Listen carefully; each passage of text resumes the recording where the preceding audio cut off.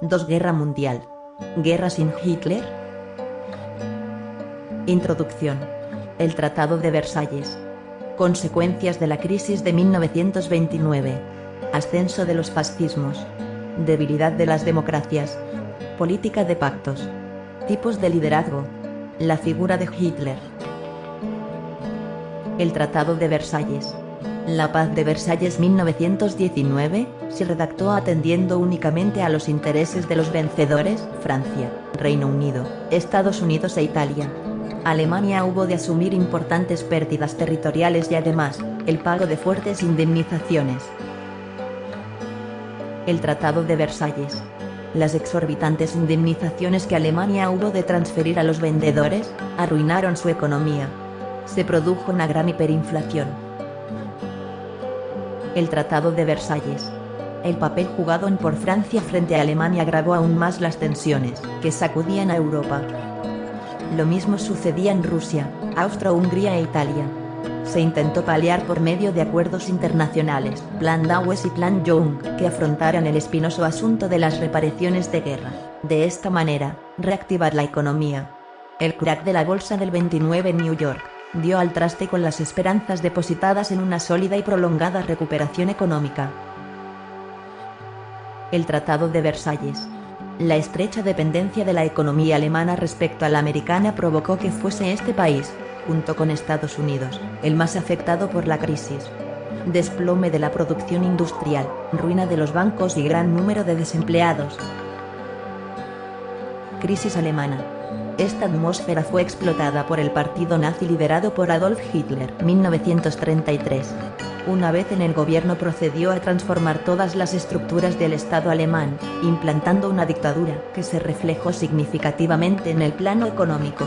Intervención del Estado, la planificación y el empeño en sacar adelante un ambicioso programa de rearme.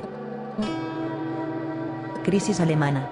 En Italia la llegada de Benito Mussolini al poder, 1922, no supuso el abandono automático del liberalismo, pero a partir de 1925, el duce optó por el proteccionismo y la concentración industrial. Aspiraba a un absoluto control del gobierno sobre la industria, agricultura, finanzas e inversiones. Persecución de la autarquía. Crisis alemana. En Alemania Hitler desarrolló una política tendente a crear un estado de base racial, Tres Reich. Para ponerlo en marcha con garantías de éxito necesitaba crear un potente ejército con el que poder anexionarse territorios y satisfacer anhelos imperialistas. En 1933 inició una política expansiva. Potencias europeas prefirieron actuar de forma pasiva para evitar enfrentamientos. Italia. En Italia, Mussolini alentó al expansionismo territorial que engrandeciera al país.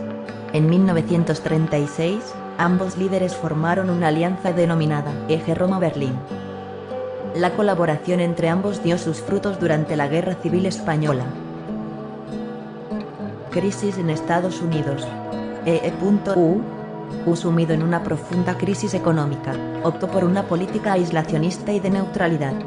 Las potencias totalitarias aprovecharon este momento para emprender una agresiva campaña de reivindicaciones territoriales. En Europa, Reino Unido y Francia optaron por una política de apaciguamiento. En la Conferencia de Múnich 1938, las potencias consintieron la anexión por Alemania de los Sudetes. Los británicos celebraron que habían evitado la guerra. En Alemania, Hitler continuó con la anexión de la totalidad del territorio checoslovaco, así como las ocupaciones de territorios de otras potencias fascistas. Stalin recelaba de las democracias occidentales y vislumbró una posible alianza con Alemania, la solución para defender sus intereses. La URSS firmó un pacto de no agresión con Alemania. Noviembre de 1936, Alemania y Japón firmaron el Pacto Anticomintern para defenderse de la amenaza del comunismo. En mayo 1939, Alemania e Italia suscribieron el Pacto de Acero. Hitler deseaba contar con aliados en Europa en el momento de emprender la ya planeada invasión de Polonia.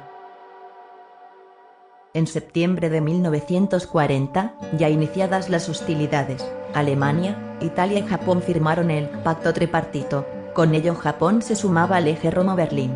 El acuerdo obligaba a las potencias a ayudarse en caso de guerra.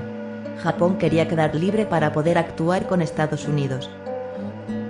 La reacción de las potencias fue pasiva. Estados Unidos había optado por la neutralidad. Francia no contó con el apoyo del Reino Unido. La Sociedad de Naciones, al no contar con efectivos militares, nada pudo hacer.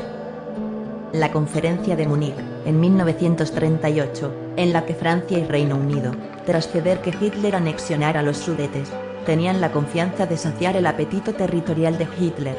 La invasión de Polonia en 1939 desmintió esa percepción. Liderazgo de Hitler. Para entender su liderazgo hay que entender su pasado. Nació en 1889 Austria. A los 17 años, su amor por las artes hizo que realizara un examen en la Academia de Bellas Artes de Viena. El resultado fue negativo, y comenzó a trabajar de obrero. Tras la muerte de su madre, Adolfo Hitler se estableció en Viena. Sus primeros años se basaron en una fuerte crisis económica. Hitler aseguró que Viena era un capítulo oscuro en su vida y que odiaba a su gente. En Viena fue el principio de su odio y antisemitismo, pero también de su éxito de liderazgo basado en el fracaso. En 1920 se une al Partido Nacional Socialista, desarrollando una filosofía nacionalista y racista. Encarcelado escribió su libro Mi lucha, Mein Kampf, desarrollando una política interior basada en el Tercer Reich y una dictadura clara, donde la idea de una raza aria superior dominaría su forma de gobierno. Características de su liderazgo: carisma o influencia idealizada, motivación inspiracional, liderazgo basado en la autocracia. Era convincente y rígido en sus ideas. Para muchos, este personaje tenía una preparación constante y sabía cómo dominar la situación. Su personalidad se definía por su arrogancia y prepotencia. Su liderazgo se basó en sus creencias personales, dejando en claro su imposición hacia sus subordinados y las distintas razas. Tenía una visión de micromanager.